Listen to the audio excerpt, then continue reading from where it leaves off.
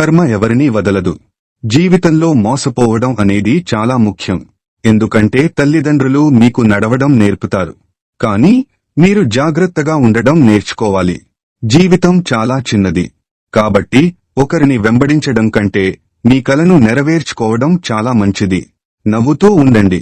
మీరు నవ్వడానికి కారణం ఉన్నప్పుడు మాత్రమే కాదు, మీ కన్నీళ్ల వల్ల ప్రపంచం ప్రభావితం కానందువల్ల కూడా నవ్వాలి. ఎగురుతున్న డేగను చూసి పక్షులు ఎప్పుడూ నిరాశ చెందవు, కానీ మానవుడు ఎత్తుకు ఎదగడం చూసి మానవులు చాలా త్వరగా కృంగిపోతారు.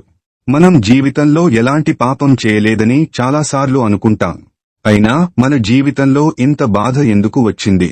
ఈ బాధ మరెక్కడి నుంచో రాదు. మనం చెడు చేసిన వెంటనే మనకు వాటి వల్ల కలిగే ప్రభావాల వల్ల కూడా వస్తుంది.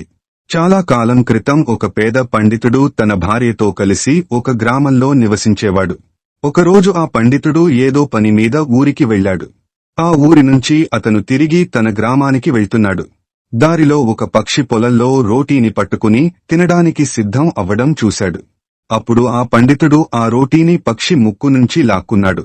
నోటి నుంచి ఆహారాన్ని పోగొట్టుకున్న పక్షి నిరాశ చెంది మెల్లగా ఆకాశంలోకి ఎగిరిపోయింది. ఆ రోజు పక్షి చాలా నిరాశ చెందింది. తర్వాత రోటీ గురించి ఆలోచించిన పక్షి పండితుణ్ణి శపించి, "నువ్వు నన్ను ఎలా నిరాశపరిచావో, నువ్వు కూడా ఏదో ఒక రోజు నిరాశ చెందుతావు" అని చెప్పింది. రోటీ గురించి ఆలోచిస్తూ పక్షి కొన్ని రోజులు ఏమీ తినలేదు. ఆకలితో చనిపోయింది. ఆ పండితుడు రోటీని తన ఇంటికి తీసుకువెళ్లి సంతోషంగా తినేశాడు. కొన్ని రోజుల తర్వాత ఆ పండితుడి ఇంట్లో ఒక కొడుకు పుట్టాడు. ఆ అబ్బాయి చాలా అందంగా ఉన్నాడు. అతన్ని చూడగానే తల్లిదండ్రులు తమ ఆకలిని మర్చిపోయేవారు. క్రమంగా అబ్బాయి పెద్దయ్యాడు. అందం, మంచి లక్షణాలు నిండిన తమ అబ్బాయిని చూసి తల్లిదండ్రుల ఆనందానికి అవధులు లేవు. ఆ కుర్రాడు ఎంత ముద్దుగా ఉండేవాడంటే తల్లిదండ్రులు తను లేకుండా ఒక్క క్షణం కూడా ఉండేవాళ్లు కాదు. బాలుడు యువకుడిగా మారినప్పుడు విధి కారణంగా క్రూరమైన సమయం పండితుడు అతని భార్య యొక్క ఆనందాన్ని లాగేసుకుంది. బాలుడు చనిపోయిన రోజు తల్లిదండ్రుల కన్నీళ్లు ఆగడం లేదు. ఇద్దరూ తినడం తాగడం మానేసి ఆ యముడు రాతి గుండెతో మమ్మల్ని సజీవ దహనం చేశాడు అని పగలు రాత్రి ఇద్దరు గుండెలు బాదుకుంటూ ఏడ్చారు. పండితుడు ఇలా ఏడుస్తూ ఉండడం చూసి ఒకరోజు పండితుని కలలో యముడు కొడుకు కోసం తల పట్టుకుని ఏడుస్తున్నాడు. ఆ కొడుకుని చూడగలిగితే నా మాట వినవలసి వస్తుందని చెప్పాడు. "రేపు నువ్వు నీ పూజా గదిలో లోపల నుంచి తలుపులు వేసి పడుకో. 2 రోజులు ఎవ్వరూ అక్కడికి వచ్చి నిన్ను లేపకూడదు." మరుసటి రోజు బ్రాహ్మణుడు తన భార్యకు కల గురించి వివరంగా చెప్పి యముడు సూచన మేరకు పూజగది దగ్గర పడుకుంటాడు. పండితుడు గాఢ నిద్రలోకి జారుకుంటాడు. ఒక యమదూత అక్కడికి వచ్చి పండితుడి దేహాన్ని అక్కడ వదిలి అతని ఆత్మను తనతో పాటు యమపురికి తీసుకువెళ్తాడు. యమపురిలో పండితుడికి ఏం చేయాలో తోచదు. ఎన్నెన్నో దృశ్యాలు కనిపించాయి. ఎక్కడో యమదూతలు పాపాత్ములను కొట్టి బాధిస్తున్నారు. ఎక్కడో పాపిను ఈడ్చుకు వెళ్లి నరకంలో పడేస్తున్నారు. యమదూతలు గుంపులుగా తిరుగుతూ సందడి చేస్తున్నారు. వివిధ ప్రదేశాల్లో ఇటువంటి వింత దృశ్యాలు చూసి పండితుడు స్పృహ కోల్పోయి భయంతో వణకుతాడు. యమదూత అతన్ని యమరాజు వద్దకు తీసుకువెళ్తాడు. భయంతో వణకిపోతున్న పండితుడిని చూసి యమరాజు అతనితో, "ఓ బ్రాహ్మణ, భయపడకు, ఇక్కడ నీకు ఏం జరగదు. ఆ యువకులను చూడు, వాళ్లలో నీ కొడుకు ఎవరైనా ఉన్నారా" అని అడుగుతాడు. పండితుడు ఆ యువకులను చూశాడు.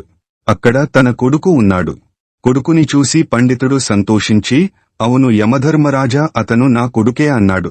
పండితుని సమాధానం విన్న యమరాజు అతన్ని ఇక్కడికి పిలవండి అన్నాడు. పండితుడు తన కొడుకును పిలిచాడు, కాని అతను రాలేదు. అప్పుడు పండితుడు అతని చేయి పట్టుకుని, "నా బిడ్డ, ఇక్కడ చూడు, నేను నీ తండ్రిని" అన్నాడు. అప్పుడు కొడుకు తండ్రి వైపు చూస్తూ అరిచి ఇలా అన్నాడు, "నేను నీ కొడుకుని కాదు. ఒకసారి మీరు పక్షిని బాధపెట్టి దాని నోటి నుంచి ఆహారాన్ని లాక్కున్నారు. దానికి ప్రతీకారం తీర్చుకోవడానికి నేను మీ కొడుకుగా నీ ఇంట్లో పుట్టాను. ఇప్పుడు నీకు గుర్తుకు వచ్చిందా? నువ్వు నన్ను ఎలా బాధ పెట్టావో అదేవిధంగా నీ హృదయాన్ని గాయపరిచి ఇక్కడికి వచ్చాను." కొడుకు సమాధానం విని పండితుడు నిరాశ చెందాడు. అతను నా కొడుకు కాదు అని బాధగా యమరాజుతో అన్నాడు. పండితుని మాటలు విని యమధర్మరాజు అతనితో ఇలా అన్నాడు, "మీరు కారణం లేకుండా నన్ను తిట్టారు. తప్పు ఎవరిదో ఇప్పుడు తెలిసిపోయింది." ఇలా చెబుతూ యమరాజు దూతకి సంకేతం ఇచ్చాడు. దూత వెంటనే పండితుడి ఆత్మతో పండితుడి ప్రార్థనా స్థలాన్ని చేరుకున్నాడు. అతడు ఆత్మను పండితుని శరీరంలో ఉంచిన తర్వాత యమదూత వెళ్లిపోయాడు. పండితుడు మేలుకుని వెంటనే అతని భార్యకు కల గురించి చెప్తాడు. ఆ తర్వాత పండితుడు మరియు అతని భార్య మరణించిన వారి కొడుకు జ్ఞాపకార్థం కన్నీళ్లు పెట్టుకోవడం మానేశారు. ఎవరితోనైనా చెడుగా మాట్లాడడం, కబుర్లు చెప్పడం, ఈర్ష్యపడడం, అసూయపడడం ఇవన్నీ మీ పురోగతి మరియు ఆనందాన్ని లాగేసుకుంటాయని అర్థం చేసుకున్నారు. కర్మ మీ జీవితంపై లోతైన ప్రభావాన్ని చూపిస్తుంది. కర్మ అనేది మనం పిలవవలసిన అవసరం లేని ఒక అంశం. మనకు రావాల్సింది మనకు తప్పక లభిస్తుంది. కర్మ చివరికి తెరపైకి వస్తుంది. మీరు ఏం విత్తుతారో తరువాత అదే మీకు వస్తుంది. ఒక ఊరిలో 2 కుక్కలు ఉండేవి. 2 మంచి స్నేహాన్ని కలిగి ఉండేవి. అవి కలిసి తినేవి, కలిసి పడుకునేవి. అందులో ఒక కుక్క నల్లగా ఉండడంతో దాని పేరు కాలు, మరో కుక్క ఎరుపు రంగులో ఉండడంతో దాని పేరు లాలు. ఒకరోజు 2 కుక్కలు తీర్థయాత్రకు వెళ్లాలని నిర్ణయించుకున్నాయి. కాని దారి తెలియలేదు. ప్రయాణం మొదలు పెడితే మార్గం దానంతటదే వస్తుందని నిర్ణయించుకున్నాయి. ఒకరోజు 2 కలిసి తీర్థయాత్రకు బయలుదేరాయి. అలా నడుచుకుంటూ వెళ్తుండగా ఒక గ్రామం కనిపించింది. కాస్త ఆలస్యం అవ్వడంతో ఆ 2 చెట్టు కింద పడుకున్నాయి. అలసిపోయి నిద్రపోయాయి. ఉదయం మళ్లీ తమ ప్రయాణం ప్రారంభించాయి. నెమ్మదిగా ఒక గ్రామం దాటాయి. మరో గ్రామం దగ్గరకు రాగానే వాటికి ఆకలేసింది. అక్కడ వాటికి 4-5 ఎలుకలు కనిపించాయి. లాలు తోక లేచి నిలబడింది. కాలుతో నువ్వు చెబితే నేను ఈ 3-4 ఎలుకలతో చట్నీ చేస్తానని చెప్పింది. కాలు తల అడ్డంగా ఊపి లేదు లాలు, మనం తీర్థయాత్రకు వెళ్తున్నాం. ఈ ప్రయాణంలో ఒకరిని చంపడం పాపమని ఆపేసింది. ఆ తర్వాత కుక్కలు 2 కాసేపు విశ్రాంతి తీసుకున్నాయి. అక్కడి నుంచి తమ దారులు మారాలని ఒక్కొక్కరు ఒక్కొక్క వైపుకు వెళ్లడానికి నిర్ణయించుకున్నారు. ఎవరికి ఏది దొరికితే అది తిందామనుకుని కాలు మరియు లాలు బయలుదేరే ముందు వారు తిరిగి వచ్చి ఆ ప్రదేశానికి చేరుకోవాలని నిర్ణయించుకున్నాయి. లాలు నడుస్తూ ఒక దయగల పండితుడు నివసించే గ్రామానికి చేరుకుంది. అతను పూజ చేసి భోజనం చేయబోతున్నాడు. అతని భార్య అతని కోసం ఒక ప్లేట్ భోజనం సిద్ధం చేసింది. లాలు అనే కుక్క త్వరగా తన ప్లేట్లో నోరు పెట్టి రోటీని లాక్కుని అక్కడి నుంచి పారిపోయింది. దాంతో పండితుడు దేవుడి పేరు తలుచుకుని చేతులు కడుక్కుని లేచాడు. ఈ కుక్క చాలా ఆకలితో ఉందని, కాబట్టి నువ్వు దానికి ఈ పళ్లెంలో ఉన్న రోటీ తినిపించు అని పండితుడు తన భార్యతో చెప్పాడు. పండితుడి భార్య కోపంగా, ఏమంటున్నావ్? ఈ ప్లేట్లో 2 రకాల కూరగాయలు, ఊరగాయలు, పెరుగు, కీర, పూరీలను ఇలా చాలా రకాలుగా వంటలు వండిపెట్టాను. పండితుడు కనికరంతో ఇలా అన్నాడు, నువ్వు చెప్పింది నిజమే, కాని అది కూడా ఆకలితోనే ఉంది కదా, ఈ ప్లేట్ దానికి ఇవ్వు. ఈ ప్లేట్ భోజనం అది తినాలని రాసి పెట్టుందేమో అని ఆలోచించమన్నాడు. ఆ తర్వాత లాలుకు పండితుడు తినిపించాడు. లాలు అతన్ని ఆశీర్వదించాడు. మరోవైపు కాలు ఒక రైతు ఇంటికి చేరుకుంది. రైతు తన పొలంలో తిరుగుతూ అడవి జంతువులను పొలం నుంచి తరిమేస్తున్నాడు. రైతు భార్య భోజనం ప్లేట్ అక్కడ పెట్టి వెళ్లిపోయింది. ప్లేట్లో భోజనం ఉంది. మిల్లెట్ రోటీలు ఉన్నాయి. పొలం పనులు పూర్తి చేసి ప్లేట్ తీసి తినడానికి సిద్ధంగా ఉన్నాడు రైతు. కాలు వెంటనే తన ఆహారంలో నోరు పెట్టి రోటీ ముక్కను తీసుకుని పారిపోయింది. రైతు ఒక్కసారిగా కోపంతో లేచి నిలబడ్డాడు. అతని కళ్ళు నిప్పుల్లా ఎర్రగా మారాయి. అతను తన కర్రను తీసుకుని దుర్భాషలాడుతూ కుక్కను కర్రతో బలంగా కొట్టడంతో కుక్క వీపుకు తగిలింది. దాంతో అది నొప్పితో అరవడం మొదలుపెట్టింది. కర్ర బలంగా వీపుకు తగలడంతో కదలలేకపోయింది. ఇంతలో అతని వీపుపై మరో 3-4 కర్రలు పడ్డాయి. కుక్క సగం చచ్చిపోయింది. అతని సహచరుడు లాలు తిని తాగి కూడలిలో విశ్రాంతి తీసుకుంటున్నాడు. అతను నిలబడి తన సహచరుడి కోసం ఎదురు చూస్తూ ఉన్నాడు. తన సహచరుడు ఎంతకీ రాలేకపోయాడు. దీంతో లాలు నిస్సహాయంగా విచారంగా కూడలిలో కూర్చున్నాడు. కాసేపు అయ్యాక తన వైపు వస్తున్న కాలును చూసి సంతోషపడ్డాడు. అతను వేగంగా అతని వైపు పరిగెత్తాడు. తన వెన్ను విరిగిన దాన్ని చూసి చాలా బాధపడి, నీకు ఇంత కష్టం ఎవరు తెచ్చిపెట్టారు అని అడిగాడు. రోటీకి వెన్ను విరిచిన పాపం ఎవరిది? కాలు కళ్ళు నీళ్లతో నిండిపోయాయి. బాధలో అక్కడ జరిగిన కథంతా వివరించింది. అది విని కోపంతో దుఃఖంతో నిండిపోయాడు లాలు. బరువెక్కిన హృదయంతో తప్పకుండా తనపై ప్రతీకారం తీర్చుకుంటానని అనుకున్నాడు. ఆ రైతుకు వెన్ను విరగడం ఎలా ఉంటుందో చూపిస్తానని అన్నాడు. అలాగే ఆ పండితుడి రుణం కూడా తీర్చుకోవాలని లాలు అనుకున్నాడు. అతను నాతో చాలా దయగా ఉన్నాడు, నేను అతన్ని అనుగ్రహిస్తాను.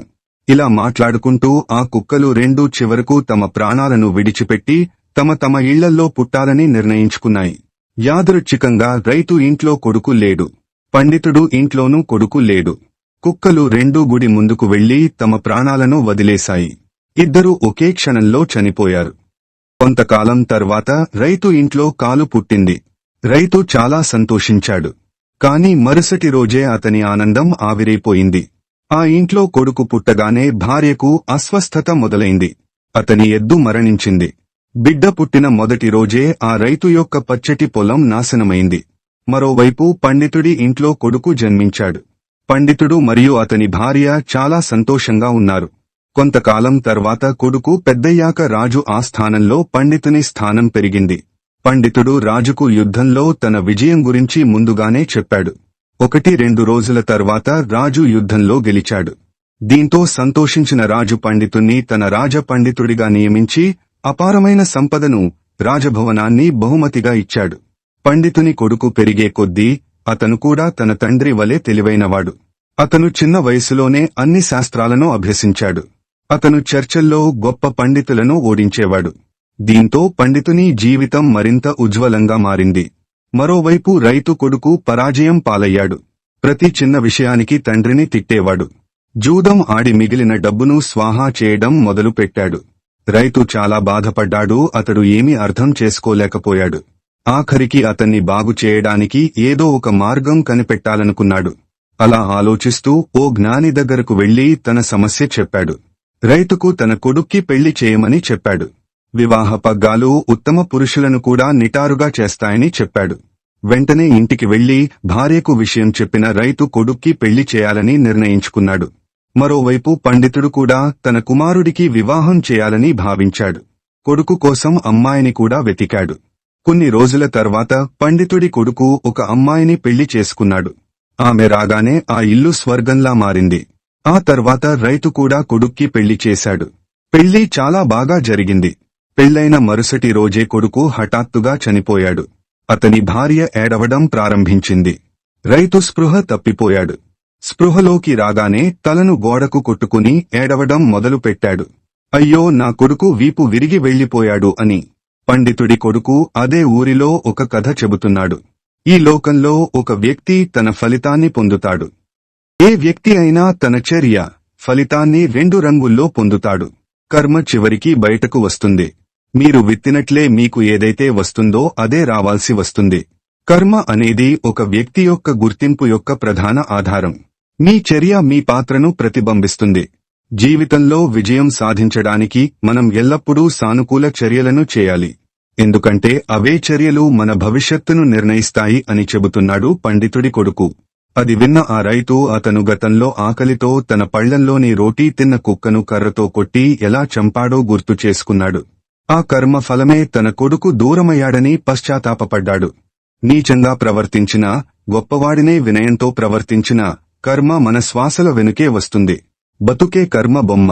మన చేతులే దానిని గీయాలి. మంచిగా అయితే ఆశీర్వాదం, చెడుగా అయితే శాపం. కాబట్టి మన మాటలు, మన చర్యలు, మన ఆలోచనలు అన్నీ శుద్ధంగా ఉండాలి. ఎవ్వరినీ తక్కువగా చూడకూడదు. ఎవ్వరికైనా మన చేతులే ఒక సహాయంగా మారాలి, బాధగా కాదు. ఎందుకంటే ప్రతి చర్యకి ప్రతిచర్య, ప్రతి మానవత్వానికి పరిపక్వత, ప్రతి కర్మకి పర్యవసానం ఖచ్చితంగా ఉంటుంది. ఈ వీడియో గనుక మీకు నచ్చినట్లయితే ప్లీజ్ లైక్ చేసి మీ ఫ్రెండ్స్ కి షేర్ చేయండి. అలాగే మా కొత్త వీడియోస్ మీకు వెంటనే చేరాలంటే మా ఛానల్ ని సబ్స్క్రైబ్ చేసుకుని పక్కనే ఉన్నటువంటి బెల్ ఐకాన్ ని ప్రెస్ చేయండి. ధన్యవాదములు.